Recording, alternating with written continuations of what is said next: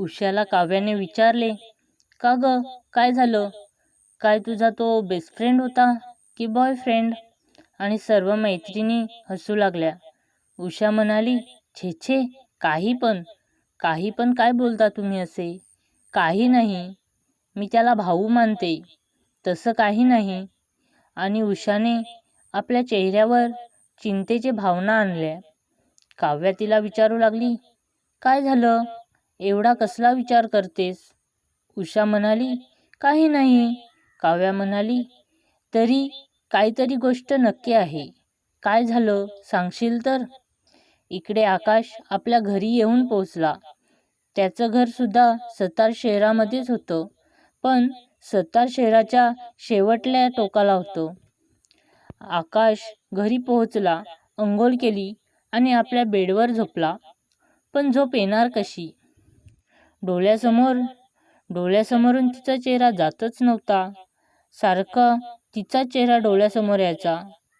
पण आकाश मनाला समजवायचा खूप प्रयत्न करायचा. आणि पुन्हा आकाश एक वेगळ्याच प्रकारे विचार करू लागला की जर ती माझ्या जीवनात असणार असेल तर नियती आमची पुन्हा भेट घडवेल, आम्ही पुन्हा मिळू.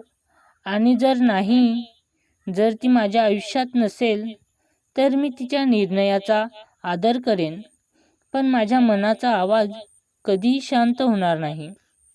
असे म्हणत तो खूप समजवण्याचा प्रयत्न करत होता. इकडं काव्या उषाला विचारते की नक्की झालं तरी काय, ते तर सांगशील? उषा काव्याला म्हणाली की त्याला असं काही सांगितलं आणि ते ऐकून तो लगेच उठून गेला, थांबलाही नाही. काव्या उषाला म्हणाली, असं काय सांगितलंस? उषा काव्याला म्हणाली, अगं तो तुझ्याबद्दल विचारत होता. काव्या म्हणाली, माझ्याबद्दल? काय माझ्याबद्दल? उषा म्हणाली, म्हणजे त्यांनी डायरेक्ट नाही सांगितलं, त्याच्या सांगण्याआधी मीच त्याला सांगितलं की तिचा आता पुढच्या आठवड्यामध्ये तिचा साखरपुडा आहे. काव्या म्हणाली, कोणाचा साखरपुडा आहे? उषा म्हणाली, तुझा आणि कोणाचा? काव्या म्हणाली, तू पागल आहेस की काय? हे काय सांगितलंस त्याला? माझं कुठं साखरपुडा आहे? आणि तुला कोणी सांगितलं? उषाचं आणि काव्याचं हे बोलणं ऐकून सर्व मैत्रिणी खूप जोरात हसू लागल्या. जवळ असलेली आजी म्हणू लागली, काय झालं आहे या मुलींना? एवढ्या जोरात हसायला लागल्यात. आजी म्हणू लागली, काय ग पोरींनो, काय झालंय एवढ्या जोरात हसायला? तेवढ्यात तेथे असलेली निकिता म्हणू लागली. निकिता काव्या आणि उषाची मैत्रीण. अगं आजी, ही काव्या आहे ना, हिच्या पुढच्या आठवड्यामध्ये साखरपुडा आहे. आजी म्हणू लागली, हो, मग याच्यामध्ये हसायला काय झालं? तुम्ही नाही का करणार?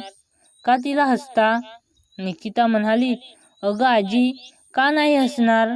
तुम्हीच सांगा, जिचा साखरपुडा आहे तिलाच नाही माहीत. आजी, हां, काय म्हणतेस? तेवढ्यात आजीला काकू आवाज देतात. आजी म्हणते, आले, या पोरी वेड्या झाल्या आहेत की काय, मला काही पण लागले आहेत बोलायला. असे म्हणून आजी निघून जाते तिथून.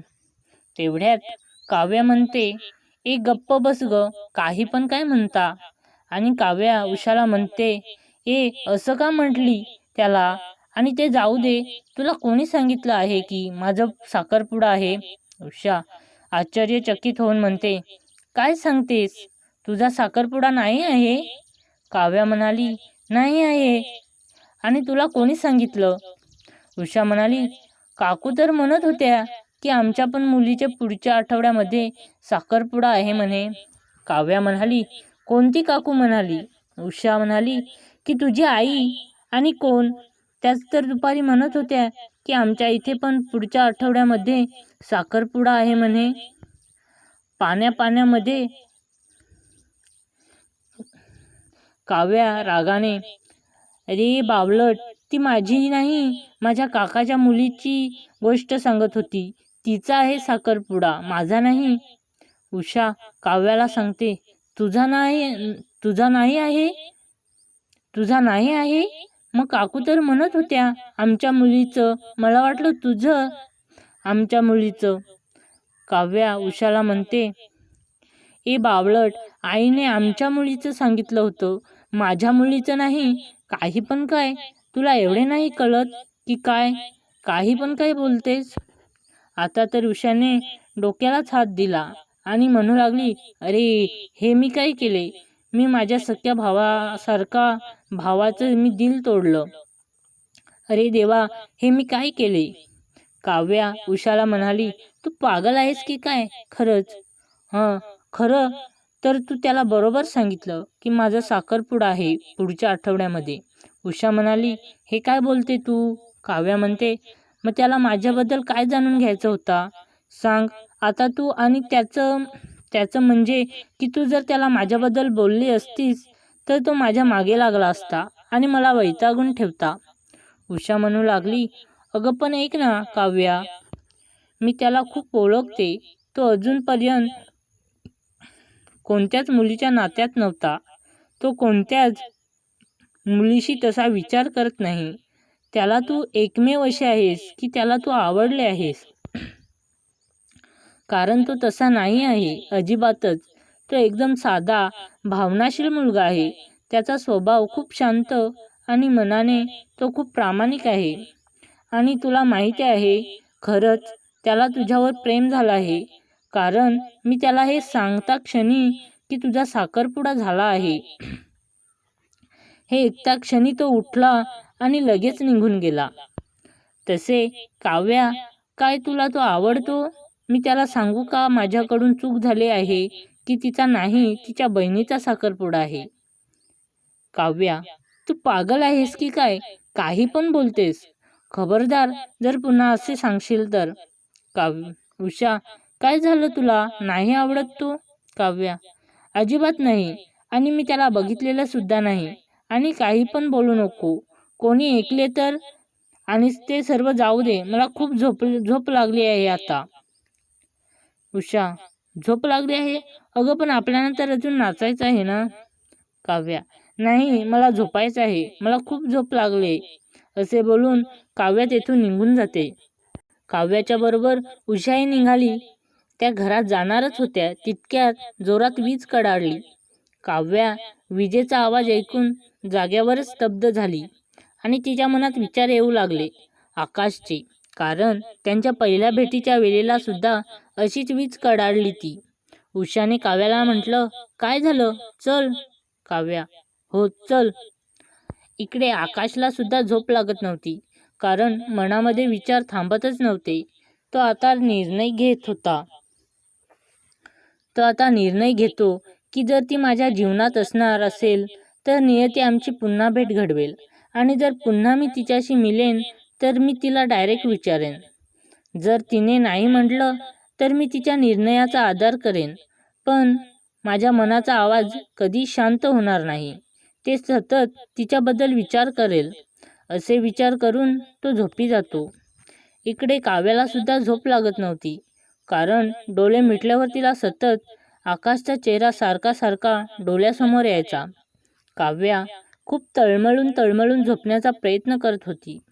पण काव्याला काही झोप लागत नव्हती. काव्याचं हे तळमळणं बघून उषा तिला विचारू लागली, काय झालं? झोप नाही येत? मला तर बोलत होती मला खूप झोप लागली आहे. काव्या प्रेमळ रागाने म्हणते, तुझ्यामुळे. तू त्या मुलाबद्दल सांगितलं आणि त्याचा चेहरा माझ्या डोळ्यासमोर सारखा येतो. झोप लागत नाही. उषा, ओ खरंच? म्हणजे तो मुलगा तुला आवडला आहे ना? खरं बोल काव्या. काही बोलते. झोप तू गपचूप. उषा, बरं त्याला कॉल करू? माझा मोबाईल कुठे आहे? काव्या, तू पागल आहेस? झोप ना गुपचूप. असे करून त्या दोघी झोपून जातात. उद्याच्या भागामध्ये आपण बघूया की आकाशने काव्याला दवाखान्यामध्ये नेले आहे. असे काय झाले अचानक? आणि आकाश कसा काय तिथे पोहोचला? आणि काय झाले काव्याला जेणेकरून तिला दवाखान्यात आकाशला न्यावं लागलं? जाणून घेण्यासाठी बघत रहा लुप्त प्रेम, भावनांनी भरलेली कथा. पुढचा भाग बघण्याचा असेल तर आत्ताच सबस्क्राईब आणि कमेंट करा आणि लाईक शेअर नक्की करा.